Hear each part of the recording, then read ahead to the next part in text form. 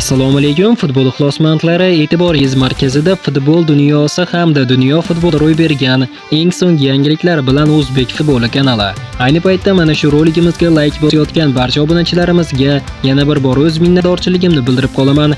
Ekran oldiga yaxshilab joylashib oling, like bosishni unutmang. Bugungi dasturimizni boshladik.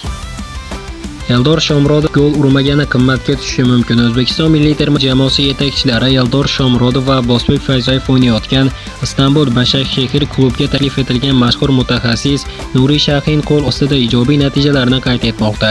Istanbulliklarning mag'lubiyatsiz seriyasi 6 ta o'yinga yetdi. Oxirgi 6 ta uchrashuvdan 5 tasida g'alaba qo'lga kiritildi, faqat chempionlik uchun da'vogar Fenerbahcheni yengishning imkoni bo'lmadi va o'sha bahsda kuchlar teng keldi. Istanbul Başakşehir muvaffaqiyatlarida Eldor Shomurodov roli va hissasi juda katta bo'lmoqda. 19-turda istanbulliklar Kayseri-Pos jamoasi mehmoni bo'lib, raqib darvozasiga javobsiz 3 gol urdi. Uchrashuvda juda faol o'ynagan Eldor 2 golga bevosita ta'sir o'tkazdi. Birinchi vaziyatda Shomurodovning kuchli zarbasi darvozabon qaytardi va to'p himoyachi Ramazan Chivelekka tegib, avtogol bo'ldi. Istanbul klubining 3-to'pini Nuno da Costa o'zbek hujumchisining ideal pasidan keyin kiritdi. Eldorning o'zi raqib darvozasiga bir necha marta aniq zarba bergan bo'lsa-da, shu kuni unga gol urish nasib qilmadi. Aynan mana shu omil unga qimmatga tushishi mumkin. Chunki Shomurodov Turkiya Superligasi to'purarlariga asosiy da'vogar, hozir 19 ta uchrashuvda 13 gol bilan yakka peshqadam bo'lib turibdi. Bu turda uning eng yaqin va ikkinchi ta'qibchisi biri Pol Onuchasi o'z hisobiga gol yozdirib qo'ydi. Nigeriyalik legioner Kasimpasha darvozasini ishg'ol qilib, ligadagi 12-chi golni urdi. Darvozabon g'alabasi hissa qo'shish bavarida Shomurodov bilan o'rtadagi farqni minimal darajaga keltirdi. To'purarlar reytingida 11 ta gol bilan 3-o'rinda turgan braziliyalik Talisca ham bu tur gol urishga harakat qildi. Fenerbahche hali 19-tur uchrashuvini o'tkazgani yo'q. To'purarlar bahsida vaziyat yana o'zgarishi mumkin. Keyingi o'rinlarda borayotgan Mauro Icardi va Felipe Augusto bu gal raqib darvozasini ishg'ol qila olmagani sababli ularning hisobida gollar 9 taligicha qoldi. Shu o'rinda bir gap, Kayseri-Pos jamoasiga qarshi o'tkazilgan bahsda hisobni Başakşehirning germaniyalik legioneri David Lezeke penaltidan urilgan gol bilan ochdi. Negadir to'purarlar poygasida ishtirok etayotgan Shomurodovga 10 metrlik belgidan to'p tepish imkoni berilmayapti. Bu holat ikkinchi marotaba yuz bermoqda. Transport bilan bo'lgan dramatik to'qnashuvda ham Zelke penaltidan hisobni ochgandi. O'sha uchrashuvda Shomurodov o'yinda to'p kiritishga uddalagan, biroq bu gal keyingi 2 golga vaziyat yaratish bilan cheklandi. To'purarlar raqobatida har bir golning qiymati juda yuqori bo'ladi. Shu ma'noda Başakşehir Eldorni qo'llab-quvvatlab penalti tepishni unga topshirishi maqsadga muvofiq. Eldor penalti tepishni biladi, zero gol urilmagan har bir uchrashuv Shomurodovga qimmatga tushishi mumkin. Albatta do'stlar, sizda ham ushbu holat to'g'risida fikrlar bo'lsa, kommentariyada yozib qoldiring.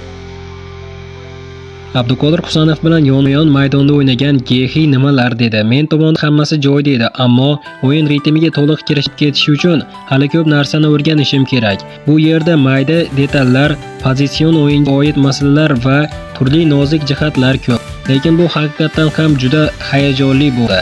Angliya Premyer Ligasining 23-turida Manchester City o'z maydonida chempionat outsayderi Wolverhamptonni mag'lub etdi va mezbonlar ustunligida o'tgan uchrashuv Umar Marmush va Anton Semagonining bittadan goli evaziga 2-0 hisobida zafar quchdi. Bu manchesterliklarning Angliya Premyer Ligasi 2026-yildagi ilk g'alabasi sifatida qayd etildi. Bu uchrashuvda asosiy e'tibor yaqindagina City tarkibiga qo'shib olingan Angliya chempionatining eng zo'r markaziy himoyachilaridan Mark Gehining debyutiga qaratildi. Angliyalik futbolchi Manchester City himoya markazida Abduqodir Husanov bilan yonma-yon o'ynadi. Bu duet raqiblarning barcha hujumchilarini bartaraf etib, Gianluigi Donnarumma darvozasi daxlsizligini saqlab qolishga yordam berdi. O'yindan keyin jamoaning yangi a'zosi Mark Gehi o'z fikr-mulohazalari bilan o'rtoqlashdi. Jamoada yaxshi ruhiyat bor. Eng muhimi e'tiborni keyingi o'yinga qaratish va albatta g'alaba qozonishda davom etish.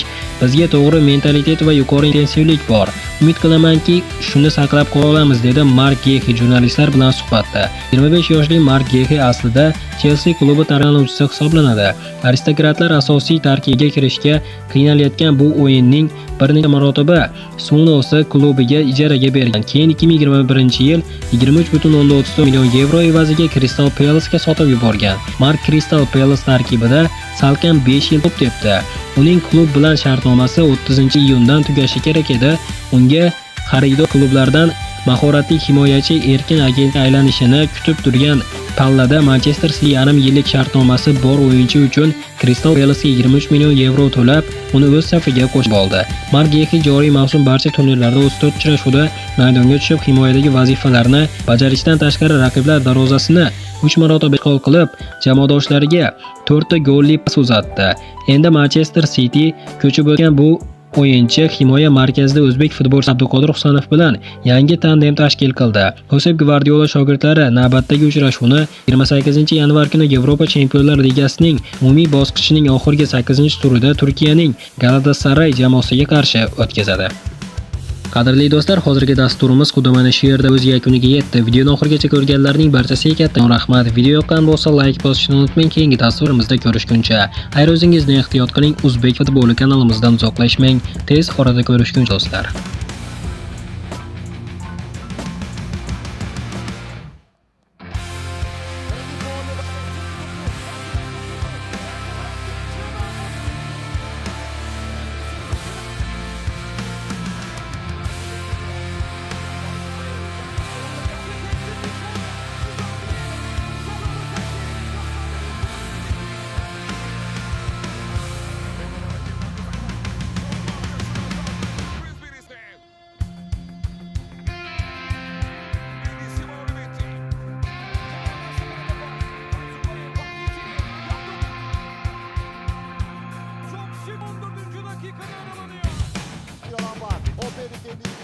Orta içeriye iki topla buluştu. Onun ortaya çevirdiği top. Golü Başakşehir.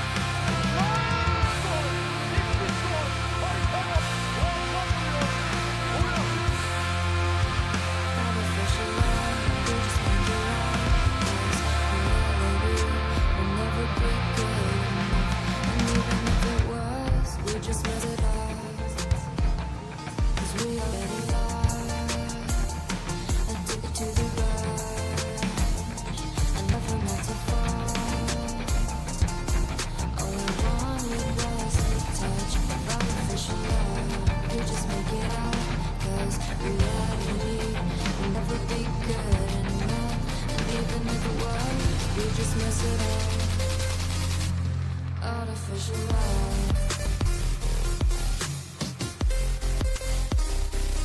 Artificial love.